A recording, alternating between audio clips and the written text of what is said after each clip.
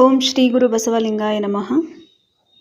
ಮನೆಯಿಂದು ಮಹಾಮನೆಯಾಯಿತು, ಗುರುಲಿಂಗ ಜಂಗಮಕ್ಕೆ ಶರಣಾದ ನಿಮ್ಮಿಂದ ಮನೆಯಿಂದು ಮಹಾಮನೆಯಾಯಿತು. ಮನೆಯಿಂದು ಮಹಾಮನೆಯಾಯಿತು. ಕಾಮನೆಯು ತುಂಬಿ ಕಿರಿದಾದ ಈ ಮನವು ಅರಿವೆಂಬ ಗರಿಬೆಚ್ಚಿ ಹಿರಿದಾಯಿತು. ಕಾಮನೆಯು ತುಂಬಿ ಕಿರಿದಾದ ಈ ಮನವು ಅರಿವೆಂಬ ಗರಿಬೆಚ್ಚಿ ಹಿರಿದಾಯಿತು. ಭವದುರಿಗೆ ಬರಿದಾಗಿ ಬಳಲಿರುವ ನರಮನೆಗೆ, ಭವದುರಿಗೆ ಬರಿದಾಗಿ ಬಳಲಿರುವ ನರಮನೆಗೆ ಅನುಭಾವದಮೃತ ದೊರೆತಾಯಿತು. ಅನುಭಾವದಮೃತ ದೊರೆತಾಯಿತು. ಮನೆಯಿಂದು ಮಹಾಮನೆಯಾಯಿತು, ಗುರುಲಿಂಗ ಜಂಗಮಕ್ಕೆ ಶರಣಾದ ನಿಮ್ಮಿಂದ ಮನೆಯಿಂದು ಮಹಾಮನೆಯಾಯಿತು. ಮನೆಯಿಂದು ಓಂ ಶ್ರೀ ಗುರು ಬಸವಲಿಂಗಾಯ ನಮಃ. ಸರ್ವರಿಗೂ ಶರಣ ಶರಣ. ನವವಿಧ ಭಕ್ತಿಗಳಲ್ಲಿ ಆರನೇದಾಂತ ಕಾಣುತ್ತೆ ಪಾದ ಸೇವನಂ. ಇನ್ನು ಏಳನೇದು ದಾಸ್ಯಂ, ಅಂದ್ರೆ ದಾಸಭಾವ. ಬಸವಣ್ಣವರು ಕೂಡ ಇದನ್ನು ಹೇಳ್ತಾರೆ. ದಾಸೋಹಂ, ಸೋಹಂ ಎಂದೆನಿಸದೆ ದಾಸೋಹಂ ಎಂದೆನಿಸಯ್ಯ.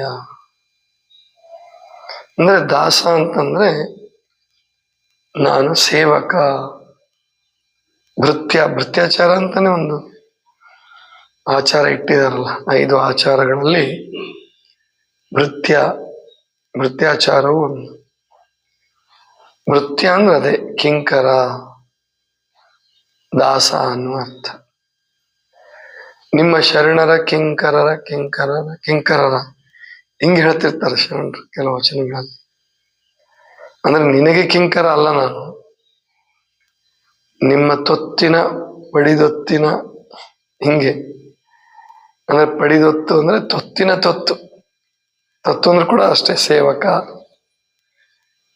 ಚಿಕ್ಕವನು, ದಾಸ ಅನ್ನೋ ಅರ್ಥ. ಈ ಭಾವ ಭಕ್ತನಿಗೆ ಬರದೆ ಹೋದ್ರೆ ಅವನಿಗೆ ಭಕ್ತಿ ಅಳವಡೋದಿಲ್ಲ. ಒಂದ್ ವೇಳೆ ಅವನು ಈ ಭಾವ ಇಟ್ಕೊಳ್ಳಾರ್ದೆ ಭಕ್ತಿ ಮಾಡಿದರೆ, ಅಂದ್ರೆ ದಾನ, ಆಮೇಲೆ ಪರೋಪಕಾರ ಮಾಡ್ತೀನಿ ಅಂತಂದ್ರೂ ಕೂಡ ಅದರಿಂದ ಅವನಿಗೆ ಇನ್ನೂ ಜಾಸ್ತಿ ಬಂಧನವೇ ಹೊರತು ಮುಕ್ತಿ ಸಾಧ್ಯ ಇಲ್ಲ ಅಂತ ಹೇಳ್ತಾರೆ ಶರಣರು. ಅದಕ್ಕೆ ಲಕ್ಕಮ್ಮ ತಾಯಿ ಒಂದ್ ಕಡೆ ಬಹಳ ಅದ್ಭುತವಾದ ಒಂದು ಮಾತು ಹೇಳ್ತಾರೆ. ಗರ್ವದಿಂದ ಮಾಡುವ ಭಕ್ತಿ ದ್ರವ್ಯದ ಕೇಡು. ದ್ರವ್ಯ ಅಂದ್ರೆ ವಸ್ತು, ಹಣದ ರೂಪದಲ್ಲಿರ್ಬೋದು, ಬೇರೆ ಬೇರೆ ಯಾವುದೇ ರೂಪದಲ್ಲಿ ಇರ್ಬೋದು, ವಸ್ತುಗಳ ರೂಪದಲ್ಲಿ ಏನೇ ಇದ್ರು ಅವೆಲ್ಲವಕ್ಕೂ ಕೂಡಿ ದ್ರವ್ಯ ಅಂತ ಹೇಳ್ತಾರೆ. ಪರಮಾತ್ಮನ ಪ್ರೀತ್ಯರ್ಥವಾಗಿ ಅಥವಾ ಭಕ್ತರ ಪ್ರೀತ್ಯರ್ಥವಾಗಿ ಮಾಡುವಂತಹದ್ದು ಅದು ಮಾಟ ಅಂತ ಕರೆದ್ರು ಶರಣರು. ಅದಕ್ಕೆ ಮಾಟದಿಂದ ಕೂಟ ಆಗಿದ್ದು ಬಸವಣ್ಣವರಿಗೆ.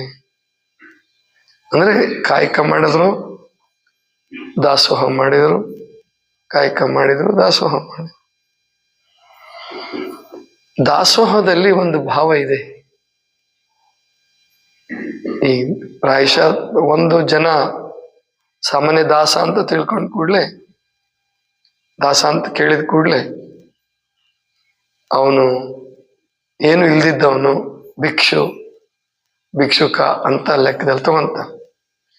ದಾಸಯ್ಯ ನಾವು ಚಿಕ್ಕವರಿದ್ದಾಗೆಲ್ಲ ಬರೋರು, ಜಂಗಮದ ಹೆಂಗ್ ಬರ್ತಿದ್ರು ಅವಾಗ ಹಂಗೆ ದಾಸಯ್ಯಗಳು ಅಂತಾನೆ ಬರ್ತಿದ್ರು. ದಾಸಯ್ಯ ಅಂತಾನೆ ಕರೀತಿದ್ರು. ಅವರು ಶಂಖ ಜಾಗಟೆ ಇಟ್ಕೊಂಡು ಬೇಡ್ಲಿಕ್ಕೋಸ್ಕರ ಬರ್ತಾ ಇದ್ರು. ಅಂದ್ರೆ ದಾಸ ಅಥವಾ ಜಂಗಮ ಭಿಕ್ಷುಕ ಅಂದ ಕೂಡ್ಲೆ ಅವರು ಏನು ಇಲ್ದಿದ್ದವರು ಅಂತ ನಾವು ತಿಳ್ಕೊಂತೀವಿ. ಅದು ಜಗತ್ತಿನಲ್ಲಿ ಅದು ರೂಢಿ ಇರೋದು ಹಂಗೇನೆ. ಅಂಥವ್ರೆ ದಾಸರಾಗ್ತಕ್ಕಂಥದ್ದು. ಏನು ಇಲ್ಲದೆ ಎಲ್ಲನ್ನು ಬಿಟ್ಟು. ಪುರಂದರದಾಸರು ಕೂಡ ಹಾಗೆ ಆದವರು. ನವಕೋಟಿ ನಾರಾಯಣ ಅಂತ ಅನ್ನಿಸ್ಕೊಂಡಂತವರು ಎಲ್ಲವನ್ನು ತ್ಯಾಗ ಮಾಡಿ ಕಡೆಗೆ ತಾವೇ ಭಿಕ್ಷೆ ಬೇಡಿ ದಾಸಯ್ಯನಾಗಿ ಭಿಕ್ಷೆ ಬೇಡಿ ಜೀವನವನ್ನು ನಿರ್ವಹಣೆ ಮಾಡಿದರು. ಅದಕ್ಕೆ ಆ ದೃಷ್ಟಿಯಿಂದ ದಾಸ ಅಂದ್ರೆ ಎಲ್ಲ ಏನು ಇಟ್ಕೊಳ್ಳಾರ್ದವನು. ಆದ್ರೆ ದಾಸೋಹ ಇದೆಯಲ್ಲ, ಇದರಲ್ಲಿ ನೀವೆಲ್ಲವನ್ನು ಬಿಟ್ಟು ಹೋಗ್ಬೇಕು ಅಥವಾ ನೀವು ಭಿಕ್ಷೆ ಬೇಡಬೇಕು ಅಂತಿಲ್ಲ. ಕಾಯಕವನ್ನ ಮಾಡಿ ನೀವು ಒಂದು ದೊಡ್ಡ ಕೈಗಾರಿಕೆಯನ್ನೇ ನಡೆಸ್ರಿ, ಏನಾರ ನಡೆಸ್ರಿ. ನಾವು ದಾನ ಮಾಡುವಾಗ, ಕೊಡುವಾಗ ಅಥವಾ ಇನ್ನೊಬ್ಬರಿಗೆ ಹಿತ ಉಂಟು ಮಾಡುವಾಗ ನಾನು ದೊಡ್ಡವನು, ನಮ್ಮಿಂದ ಪಡ್ಕೊಳ್ತಕ್ಕಂಥವ್ರು ಸಣ್ಣವರು, ಅದಕ್ಕೆ ನಾನು ದಾನ ಮಾಡ್ತಾ ಇದ್ದೀನಿ, ನಾನು ಶ್ರೇಷ್ಠ ಅನ್ನುವ ಭಾವ ಬಂದ್ರೆ ಅದೇ ಗರ್ವ ಅಂತ ಹೇಳ್ತಾನೆ. ಅದರಿಂದ ನಾವೇನ್ ಮಾಡಿದ್ರೂ ಪ್ರಯೋಜನ ಆಗಲ್ಲ. ಲೆಕ್ಕಮತ್ತ ಹೇಳೋದು ಏನ್ ಮಾಡಿದ್ರೂ ಪ್ರಯೋಜನ ಆಗಲ್ಲ. ಹಾಗಾದ್ರೆ ನಾನು ಕೊಡುವವನು ಸಣ್ಣವನು ಅಥವಾ ದೇವರ ಪ್ರತಿನಿಧಿ, ದೇವರ ದಾಸ, ಆ ದೃಷ್ಟಿಯಿಂದ ಕೊಡ್ತಾ ಇದ್ದೀನಿ. ಪಡೆದುಕೊಳ್ಳತಕ್ಕಂಥವನು ಜಂಗಮ. ನಾನು ಕಿಂಕರ, ಅವನು ಶಂಕರ ಅನ್ನುವ ಭಾವ ಬಂದ್ರೆ ಅದು ದಾಸೋಹ, ಅದು ನಿಜವಾದ ಭಕ್ತಿ. ಇದು ಬರೋದು ತುಂಬಾ ಕಡಿಮೆ. ಹಣ್ಣಾದಂತಹ ಆತ್ಮಗಳಿಗೆ ಮಾತ್ರ ಇದು ಸಾಧ್ಯ. ಬಹಳ ಜನ ಭಕ್ತಿ ಭಾವ ಬಂದ ಕೂಡ್ಲೆ, ವಿರಕ್ತಿ ಭಾವ ಬಂದ ಕೂಡ್ಲೆ ಈ ಸಂಸಾರದಲ್ಲಿ ಏನು ಅರ್ಥ ಇಲ್ಲ, ಈ ಪ್ರಪಂಚದಲ್ಲಿ ಏನು ಅರ್ಥ ಇಲ್ಲ, ಇದೆಲ್ಲವೂ ಮಾಯೆ, ಇದು ಮಿಥ್ಯ, ಇದಕ್ಕೋಸ್ಕರ ಹೊಡೆದಾಡೋದು ಚಲೋ ಅಲ್ಲ ಅಂತ ಬಿಟ್ಟು ಹೋಗ್ಬಿಡ್ತಾರ ಅವರು. ತಮಗಿದ್ದಂತ ಅವಕಾಶಗಳನ್ನ, ಅಂದ್ರೆ ಮನೆ ಇರಬಹುದು, ಕೆಲವು ಸಾರಿ ಮಠಗಳನ್ನು ಕೆಲವರು ಬಿಡ್ಬೋದು, ತುಂಬಾ ಕಡಿಮೆ. ಇನ್ನು ಕೆಲವರು ಅರಮನೆಗಳನ್ನು ಎಲ್ಲವನ್ನೂ ಬಿಟ್ಟು ಹೋಗ್ಬಿಟ್ರು. ಅಂದ್ರೆ ಅಲ್ಲಿದ್ರೆ ಸಾಧನೆ ಮಾಡಕ್ ಆಗಲ್ಲ ಅಂತ ಅವರು. ಆದ್ರೆ ಬಸವಣ್ಣನವ್ರು ನಮಗೆ ತೋರಿಸ್ಕೊಟ್ಟಿದ್ದೇನಪ್ಪಾ ಅಂದ್ರೆ, ನೀನು ಯಾವುದನ್ನು ಬಿಟ್ಟು ಹೋಗ್ಬೇಡ. ಮತ್ತೆ ಅವ್ರಿಗೊಂದು ಅನುಕೂಲ ಆಯ್ತು. ಬಸವಣ್ಣವ್ರಿಗೆ, ಸಿದ್ದರಾಮೇಶ್ವರರಿಗೆ, ಅಕ್ಕ ಮಹಾದೇವಿಯವರಿಗೆ, ಇವರಿಗೆಲ್ಲ ಏನು ಅನುಕೂಲ ಆಯ್ತು ಅಂತಂದ್ರೆ, ಮೊದಲು ಅವ್ರಿಗೆ ಸಾಧನೆ ಮಾಡ್ಲಿಕ್ಕೆ ಸಣ್ಣದ್ರಲ್ಲೇನೆ, ಅವ್ರು ಚಿಕ್ಕವರಿದ್ದಾಗ್ಲೇನೆ ಗುರುಕುಲಗಳೋ ಅಥವಾ ಗುರುವಿನ ಸಾನ್ನಿಧ್ಯವೋ, ಜ್ಞಾನಿಗಳಾದಂತಹ ಗುರುಗಳ ಒಡನಾಟ ಅವ್ರಿಗೆ ಬಂತು. ಜೊತೆಗೆ ಸ್ವತಃ ಅವರು ಆತ್ಮಜ್ಞಾನವನ್ನು ಪಡ್ಕೊಂಡೇ ಹುಟ್ಟಿದ್ರು. ನಿಮ್ ತರ ಪ್ರತಿಯೊಂದು ಅಂಗಗುಣಗಳನ್ನ ಗೆದ್ದು ಆತ್ಮ ಶಕ್ತಿಯನ್ನು ಸಂಪಾದನೆ ಮಾಡಬೇಕು ಅನ್ನುವ ಈ ಒಂದು ದರ್ದು ಅವ್ರಿಗಿರ್ಲಿಲ್ಲ. ಅವರೆಲ್ಲ ಹುಟ್ಟು ಜ್ಞಾನಿಗಳು, ಗಣಗಳು ಅಂತ ಕರೀತಾರೆ. ಅಂದ್ರೆ ಆ ಉದ್ದೇಶಕ್ಕೋಸ್ಕರನೇ ಬಂದಂತ ಅವರು. ಆದ್ರಿಂದ ಅವರಿಗೆ ಕಲಿಯೋದು ಕಷ್ಟ ಆಗ್ಲಿಲ್ಲ. ಬಸವಣ್ಣವ್ರ ಕಲಿಕೆ ಬಗ್ಗೆ ಭೀಮಕವಿ ಹೇಳ್ತಾನೆ. ಅವ್ರದ್ದು ಹೇಗಿತ್ತಪ್ಪ ಅಂತಂದ್ರೆ ಎಲ್ಲವೂ ಬರಹ, ಛಂದಸ್ಸು ಅಂದ್ರೆ ವ್ಯಾಕರಣ, ಆಮೇಲೆ ಸಂಗೀತ ವಿದ್ಯೆ, ಇನ್ನು ಭರತನಾಟ್ಯ ಕೂಡ ಬರ್ತಿತ್ತು ಅವ್ರಿಗೆ.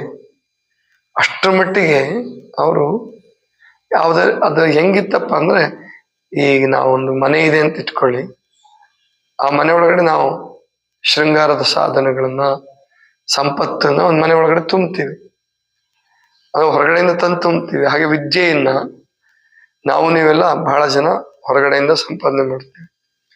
ಬಸವಣ್ಣವ್ರಿಗೆ ಹೇಗಿತ್ತಂತಪ್ಪ ಅಂತಂದ್ರೆ, ಈ ಒಂದ್ ಮನೆ ಈಗಾಗಲೇ ಸಿದ್ಧವಾಗಿದೆ, ಅದರದ್ದು ಬಾಗಿಲು ಮುಚ್ಚಿದೆ, ಅದನ್ನ ತೆಗೆದು ಬಿಟ್ರೆ ಮುಗಿದಾಯ್ತು.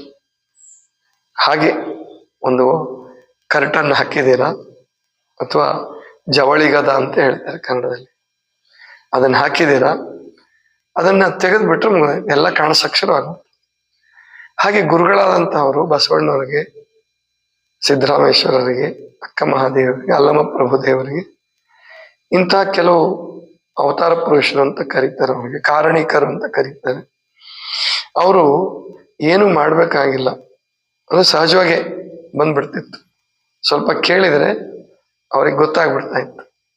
ಅಂದ್ರೆ ಲೌಕಿಕ ಜ್ಞಾನ ಮತ್ತು ಆತ್ಮಜ್ಞಾನ ಎರಡೂ ಅವರಲ್ಲಿ ಈಗಾಗಲೇ ಜನ್ಮ ಜನ್ಮಾಂತರಗಳ ಸಂಸ್ಕಾರದ ಫಲವಾಗಿ ಇತ್ತು. ಆದ್ರಿಂದ ಅವ್ರು ಆ ಕೆಲಸ ಮಾಡಿದ್ರು, ಅಷ್ಟು ದೊಡ್ಡ ಕಲ್ಯಾಣವನ್ನು ಕಟ್ಟಿದ್ರು. ಆದ್ರೆ ನೀವು ಸಾಧನೆ ಜೊತೆಗೆ ಜೀವನ ಎರಡನ್ನೂ ನಡೆಸ್ಬೇಕಾಗತ್ತೆ. ಈಗ ಸಾಧನೆ ಮಾಡ್ಬೇಕು ಅಂತ ಹಿಮಾಲಯಕ್ಕೆ ಹೋದವರು ಧ್ಯಾನಕ್ಕೆ ಹೆಚ್ಚಿನ ಸಮಯ ಕೊಡ್ತಾರೆ, ಆದ್ರೆ ಜೀವನಕ್ಕೆ ಬೇಕಾದ ಸಂಪತ್ತನ್ನ ಪಡಿಬೇಕಾದ್ರೆ ಹಸಿವು, ತೃಷೆ, ಬಯಕೆಗಳು, ಅಲ್ಲೂ ಹಿಮಾಲಯಕ್ಕೆ ಹೋಗ್ತೀವಿ ಅಂದ ಕೂಡಲೇ ಬಯಕೆಯನ್ನು ಹೊರಟೋಗೋದಿಲ್ಲ. ಬಯಕೆಗಳು ಸ್ವಲ್ಪ ಕಡಿಮೆ ಆಗ್ಬೋದಷ್ಟೇ. ಅಲ್ಲಿ ಪಾಪ ಕೆಲವರು ಆ ನಿತ್ಯ ಪ್ರಸಾದಕ್ಕೋಸ್ಕರ ದೊಡ್ಡ ದೊಡ್ಡ ಯೋಗಿಗಳು, ತ್ಯಾಗಿಗಳು ಏನೋ ಒಂದಿಷ್ಟು ಕಾಳು ತಿನ್ಕೊಂಡು, ಗಡ್ಡೆ ಗೆಣಸು ತಿನ್ಕೊಂಡಿರ್ತಾರೆ. ಆದ್ರೆ ತುಂಬಾ ಜನ ಸಾಧಕರುಗಳು ಹೊಟ್ಟೆ ಹಸಿವನ್ನು ಹಿಂಗಿಸ್ಕೊಳಕ್ಕಾಗಿ ಕೆಲವು ಸಾರಿ ಆಶ್ರಮಗಳನ್ನ ಅಡ್ಡಾಡ್ಬೇಕಾಗತ್ತೆ, ಚೀಟಿ ತಗೊಂಡು ಹೋಗ್ಬೇಕಾಗತ್ತೆ. ಹೇಳ್ತಾ ಇದ್ರು ರಾಮದೇವ್ ಬಾಬಾ ಕೂಡ ಒಂದು ಕಾಲದಲ್ಲಿ ಚೀಟಿ ತಗೊಂಡು ಹೋಗಿ ಅಂದ್ರೆ ಬರ್ಸ್ಕೊಂಡು ಹೋಗ್ಬೇಕಲ್ಲಿ, ಇಲ್ಲಾಂದ್ರೆ ಸಿಕ್ಕಾಪಟ್ಟೆ ಜನ ನುಗ್ಬಿಡ್ತಾನೆ. ಆ ಬರ್ಸ್ಕೊಂಡು ಹೋದಂಥವ್ರಿಗೆ ಮಾತ್ರ ಪ್ರಸಾದ. ಇಂಥದ್ರಲ್ಲಿ ಪ್ರಸಾದ ಮಾಡಿ ಬೆಳೆದಂತಹವರು ಹಿಮಾಲಯಕ್ಕೆ ಹೋದ್ರೆ ಈ ಸಮಸ್ಯೆ ಉಂಟಾಗ್ತದೆ. ಇಲ್ಲ ಇಲ್ಲಿ ಮನೆಯಲ್ಲಿದ್ದು ಯಾವುದೋ ಒಂದು ನೌಕರಿ ಅಥವಾ ಕಾಯಕ ಮಾಡ್ತಾ ಸಾಧನೆ ಮಾಡೋಣ ಅಂದ್ರೆ ಬೆಂಗಳೂರಲ್ಲಿ ಎಲ್ಲಿ ಮಾಡೋಕ್ಕಾಗ್ತದೆ? ಯಾರೋ ಒಬ್ಬ ಆಸಕ್ತ ಇದ್ದಾನೆ ಬೆಂಗಳೂರಲ್ಲಿ, 2 ತಾಸು ಪ್ರಯಾಣ ಮಾಡಿ ಅವನ ಆಫೀಸ್ಗೆ ಹೋಗಿ, ಇಂಜಿನಿಯರ್ ಅಂತಾನೆ ಇಟ್ಕೊಳ್ಳೋಣ, ಅಲ್ಲಿ 8 ತಾಸು ಕೆಲಸ ಮಾಡಿ ಮತ್ತೆ 2 ತಾಸು ಮನೆಗೆ ಬರೋ ಹೊತ್ತಿಗೆ 12 ತಾಸು ಹೊರಟೋಗ್ಬಿಡುತ್ತೆ, ಸುಸ್ತಾಗ್ಬಿಟ್ಟಿರುತ್ತೆ. ಅವಾಗ ಧ್ಯಾನ ಏನೂ ಆಗಲ್ಲ. ಇದು ಕಠಿಣವಾದಂತಹ ಸಂಗತಿ. ಇದ್ರ ನಡುವೆ ಯಾರು ಸರಿಯಾಗಿ ಹೊಂದಿಸ್ಕೊಳ್ತಾನೆ? ಪುರಂದರದಾಸರ ಹಾಗೆ ಎಲ್ಲವನ್ನು ಬಿಟ್ಟು ಹೋದ್ರೂ ಕಷ್ಟ. ಇವತ್ತಿನ ಕಾಲದಾಗಂತೂ ಅದು ಬರೀ ಹೊಟ್ಟೆಪಾಡ ಆಗೋಗ್ಬಿಡುತ್ತೆ, ಭಿಕ್ಷೆ ಬೇಡ ಜೀವನ ಮಾಡೋದು, ಅದು ಕಷ್ಟ. ಹಾಗಂತೇಳಿ ದೊಡ್ಡ ದೊಡ್ಡ ಕೈಗಾರಿಕೋದ್ಯಮಗಳ ತರ ಕೋಟಿ ಎಣಿಸ್ಕೊಂತ ಕೂತ್ರೆ ಅದು ಸಾಧನೆ ಆಗಲ್ಲ. ಅವು ಬರೀ ಎಣಿಸೋದ್ರಲ್ಲೇ ಜೀವನ ಹೊರಟೋಗ್ಬಿಡುತ್ತೆ.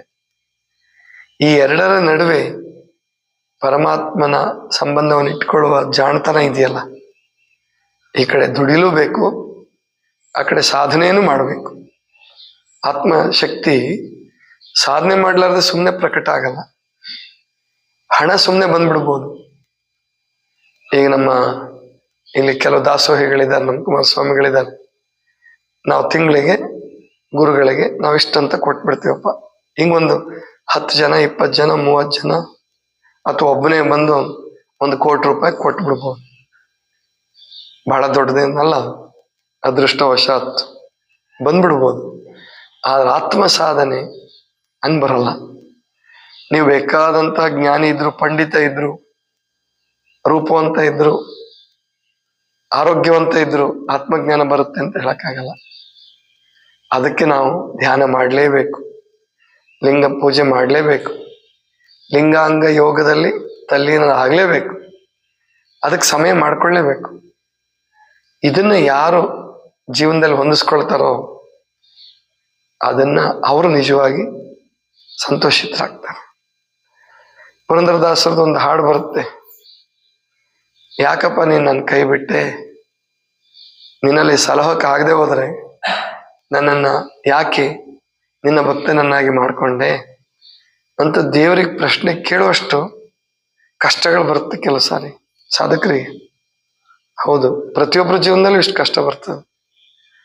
ಆ ಕಷ್ಟವನ್ನು ಸಹಿಸ್ಕೊಂಡು ಅಧ್ಯಾತ್ಮ ಸಾಧನೆ ಉಳಿಸ್ಕೊಳ್ಳೋದಿದೆಯಲ್ಲ, ಮತ್ತು ಕೊನೆ ತನಕ ಕಿಂಕರ ಭಾವ, ನಾನು ಸೇವಕ, ನಾನು ದಾಸ, ಪರಮಾತ್ಮ ಎಲ್ಲದರ ಮಾಲೀಕ. ಆ ಭಾವ ಇದೆಯಲ್ಲ ಅದು ಬಹಳ ಶ್ರೇಷ್ಠ. ಅದಕ್ಕೆ ಶರಣರು ಇನ್ನೊಂದೇನು ಸುಲಭೋಪಾಯ ಕಂಡ್ಕೊಂಡ್ರಂದ್ರೆ ಶರಣಸತಿ ಲಿಂಗಪತಿ ಭಾವದಲ್ಲಿ ಇದ್ಬಿಡೋದು, ಎಲ್ಲವನ್ನೂ ಮಾಡೋದು. ಆದರೆ ಪರಮಾತ್ಮ ಇದೆಲ್ಲದಕ್ಕೂ ಒಡೆಯ, ನನಗೂ ಒಡೆಯ, ಎಲ್ಲರಿಗೂ ಒಡೆಯ. ಅವನ ಅನುಗ್ರಹದಿಂದ ಇದು ನಡೀತಾ ಇದೆ ಅಷ್ಟೇ. ಈ ಭಾವದಲ್ಲಿದ್ದಾಗ ಏನನ್ನು ಬಿಡ್ಬೇಕಿಲ್ಲ, ಏನನ್ನು ಹಿಡಿಬೇಕಾದ್ದಿಲ್ಲ. ಏನು ಅವನು ನಡೆಸ್ತಾನೋ ಆಧ್ಯಾತ್ಮ ಸಾಧನೆ ಮಾಡ್ಕೊಳ್ತಾ ನಾವು ಆ ಲೌಕಿಕವನ್ನು ಪ್ರಸಾದೀಕರಣ ಮಾಡತಕ್ಕಂಥದ್ದನ್ನ ಶರಣರು ಕಲಿಸ್ಕೊಟ್ರು. ದಾಸೋಹಂ ಭಾವ ಅಂದ್ರೆ ಅದೇನೆ, ಯಾವುದನ್ನು ಬಿಡೋ ಹಾಗಿಲ್ಲ. ಹಾಗಂತ ಎಲ್ಲದೂ ನಂದು ಅಂತ ಹಿಡ್ಕೊಂಡು ವ್ಯಾಮೋಹದಿಂದ ಕೂತ್ಕೊಳ್ಳಂಗೂ ಇಲ್ಲ. ಈ ಮಧ್ಯಮ ಮಾರ್ಗದಲ್ಲಿ ಹೋಗ್ತಕ್ಕಂಥದ್ದು ಸಾಧನಾ ಪಥ. ಸುಮ್ಮನೆ ನಾನು ದಾಸ ನಂದೇನು ಇಲ್ಲ. ಈ ನಮ ಶಿವಾಯ ಅನ್ನೋ ಶಬ್ದ ಇದೆಯಲ್ಲ, ಅದರ ಅರ್ಥ ಅದೇನೆ, ನಂದೇನು ಇಲ್ಲ, ಎಲ್ಲ ಒಂದೇ. ಜಪ ಮಾಡಿ ಮತ್ತೆ ಪಕ್ಕದವ್ರ ಜೊತೆ ನಾವು ನಮ್ಮ ಶಿಷ್ಯರ ಜೊತೆಗೇನೆ ಏನು ಹಂಚ್ಕೊಳ್ಳಿಲ್ಲ ಅಂದ್ರೆ, ಹಣ್ಣನ್ನು ಕೂಡ ಹಂಚ್ಕೊಳಕ್ ನನಗೆ ಶಕ್ತಿ ಇಲ್ಲ ಅಂದ್ರೆ, ಮನ್ಸಿಲ್ಲ ಅಂದ್ರೆ, ಒಂದು ಮಂತ್ರ ಜಪ ಮಾಡಿ ಏನ್ ಪ್ರಯೋಜನ? ದಾಸೋಹ ಅಂತ ಹೇಳ್ಕೊಂಡು ನಾವು ಬದುಕುವವರೇನೆ, ಒಟ್ಟಿಗೆ ಬದುಕ್ತಕ್ಕಂಥವ್ರೆ ಸರಿಯಾಗಿ ಬದುಕದೆ ಹೋದ್ರೆ ಆವಾಗ, ಅಥವಾ ಗಂಡ ಹೆಂಡತಿಯಿಂದ ಮುಚ್ಚಿಟ್ರೆ, ಹೆಂಡತಿ ಗಂಡನಿಂದ ಮುಚ್ಚಿಟ್ರೆ, ಅಲ್ಲಿ ಇನ್ನು ಪರಮಾತ್ಮನಿಗೆ ನಾವು ಹೆಂಗ್ ತೆರ್ಕೊಳ್ತೀವಿ? ಪರಮಾತ್ಮ ಮೆಚ್ಚುತ್ತಾನಾದ್ರೂ ಹೇಗೆ? ಆದ್ರಿಂದ ಈ ಕಿಂಕರ ಭಾವ, ದಾಸೋಹ ಭಾವ ಬರೋದು ಸುಲಭ ಅಲ್ಲ.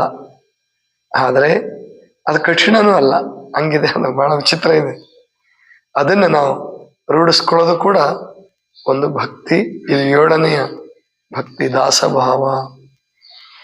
ಇನ್ನು 2 ಭಕ್ತಿಗಳಿದೆ, ಅದನ್ನ ಮುಂದೆ ನೋಡೋಣ. ಸರ್ವರಿಗೂ ಶರಣು ಶರಣ.